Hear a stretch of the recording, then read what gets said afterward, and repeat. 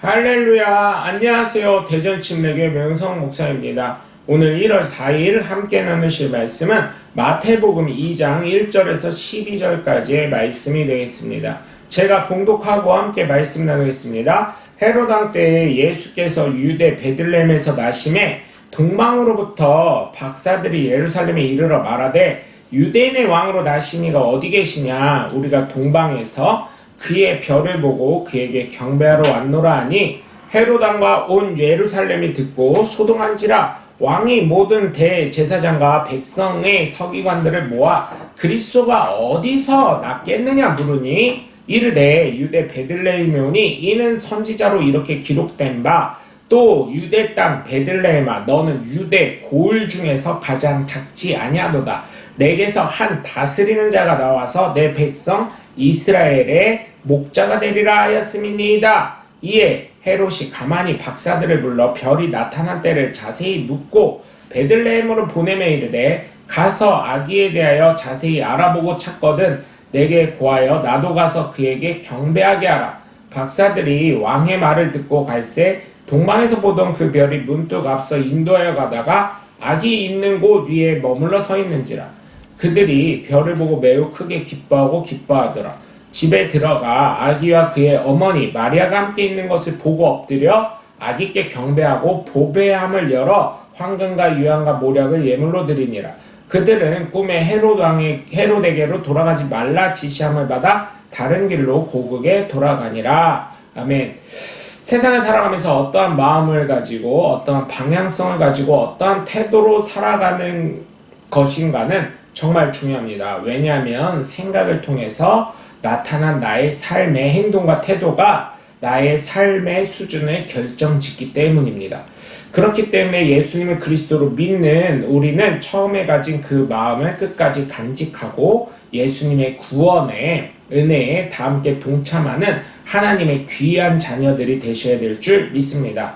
그래서 오늘 우리가 잘 아는 동방박사들의 삶을 통해서 어떠한 삶을 살아야 되는지 신앙인의 삶의 태도가 어떤 것인지 말씀을 통해 나눠보려고 합니다. 첫 번째로 말씀을 나누기 전에 제가 말씀드리고 싶은 것은 동방박사의 숫자입니다. 많은 사람들이 동방박사를 3명으로 알고 있는데 요즘에 이단들이 이야기를 합니다. 우리는 성경대로 바르게 가르치는 곳이다. 너희 교회와 기성교회와 우리와 다른 것이 있다. 너희 동방박사 몇 명이라고 하냐? 그랬더니 보통 3명이라고 이야기를 합니다. 왜냐하면 사람이 너무나 많기 때문에 동방박사가 드린 3가지 예물을 통해서 황금과 유황과 몰약을 통해서 이 사람들이 3명으로 기억을 하고 있는데요. 아닙니다. 몇 명인지 모릅니다. 동방박사들입니다. 선물을 3가지를 드린 것이지 오해하지 않으셨으면 좋겠습니다. 기성교회도 이런 거 바르게 가르치고 있습니다. 그래서 이단들이 그런 걸 보여줬을 때 여기가 맞구나 이렇게 해서 넘어가시는 분들이 간혹 있었는데요. 여러분 그러지 않으시길 주님의 이름으로 부탁을 드립니다. 그런 성경 구절에 몇 군데가 있습니다. 구약으로 따지면 야복강 나루터에서 요셉이 씨름한 게 정말 천사냐 아니면 사람이냐 뭐 이런 거 할 때 사람입니다. 거기에는 사람도 천사입니다. 하나님의 일을 하는 사람을 천사라고 했고요. 진짜 마리아에게 나왔던 가브리엘 천사, 좋은 소식을 알려주는 그 천사 역시 천사인 것입니다. 그렇기 때문에 여러분 오해하지 마시고요. 사람도 천사가 될 수 있다는 거 여러분 기억하시길 바랍니다. 오늘 말씀을 함께 나누겠습니다. 첫 번째, 동방박사들의 삶은 말씀이 이루어질 것을 기대했던 소망의 사람인 줄 믿으시길 바랍니다. 동방박사들은 소망의 사람들입니다. 그렇기 때문에 말씀을 통해 그들이 아는 지식과 천문학을 연구하는 천문학 박사님들, 교수님들이죠. 그들이 별을 보고 이스라엘의 왕, 구세주 어디에 났는지 궁금하면서 소망을 가지고 있었던 사람입니다. 그러니 왕이 태어날 것, 동방박사들은 말씀이 그들의 삶에 이루어지고 진정한 왕이 태어날 것을 믿고 기다리는 소망의 삶을 살아갔다는 것입니다. 그러니 여러분 정말 믿으시길 바라요. 우리의 삶의 소망을 가지고 살아가야 할 줄 믿습니다. 천국에 대한 소망, 그리고 이 땅에서도 분명히 하나님의 은혜로 잘 될 것이라는 소망을 가지고 살아가셔야 될 줄 믿습니다. 그렇기 때문에 여러분, 정말 이 동방박사들의 삶은 그리스도가 되시는 분이 유대에서 태어난다는 말씀의 확신을 가지고 살아간 줄 믿으시기 바라요. 그렇기 때문에 별을 연구하고 말씀을 들으면서 그리스도로 나실 구주 예수님을 기다리는 소망의 사람들이 되신 줄 믿으시길 바라고요. 동방박사들이 그리스도를 소망하며 기다리고 살아갔던 것처럼 저와 여러분의 삶에 천국에 대한 소망을 잊지 말고 살아가셔서 저와 여러분의 삶에 하나님의 놀라운 은혜와 축복이 넘치시길 주님의 이름으로 간절히 축원합니다. 두 번째로 동방박사들의 삶을 준비된 자의 삶을 살아간 줄 믿으시기 바랍니다. 예수 믿는 사람으로 준비된 삶을 살아가야 될 줄 믿습니다. 이들은 예수님을, 유대인의 왕을, 그리스도를 만나러 오면서 자신들이 가진 최고의 선물을 준비합니다. 이 당시에 동방박사들이 드린 세 가지 예물은 이 시대의 최고의 것으로 대표하는 물건들이면서 예수님이 그리스도를 상징하는 것이고 그들의 믿음의 고백이었던 것입니다. 먼저는 황금은 물질적인 것을 대변하면서 정금과 같이 나아가는 그들의 믿음을 고백하는 것인 줄 믿으시길 바랍니다.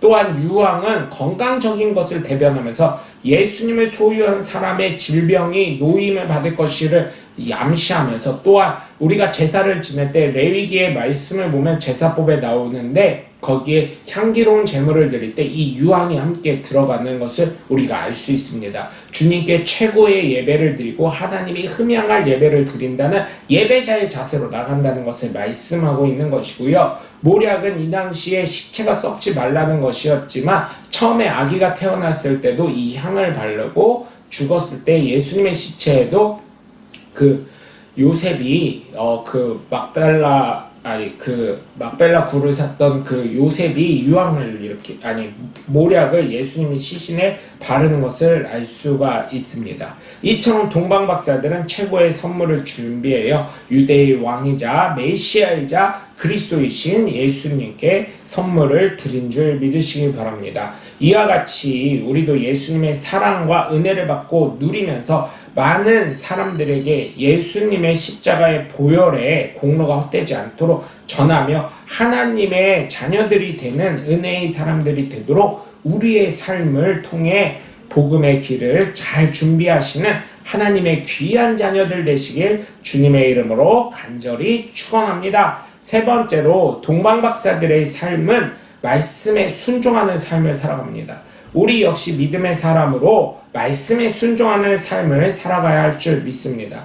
때로는 내 생각과 다를 때도 있지요. 때로는 너무 억지스러울 때가 있습니다. 그러나 분명한 것은 내 생각을 뛰어넘으시는 하나님의 말씀에 내가 겸손히 순종해야 될 줄 믿습니다. 동방박사들의 우리가 입장을 생각해 본다면 그들의 꾸는 꿈을 잊어버릴 수도 있고 무시할 수도 있었던 꿈입니다. 그러나 그들은 그 말씀을 순종하여 나아갑니다.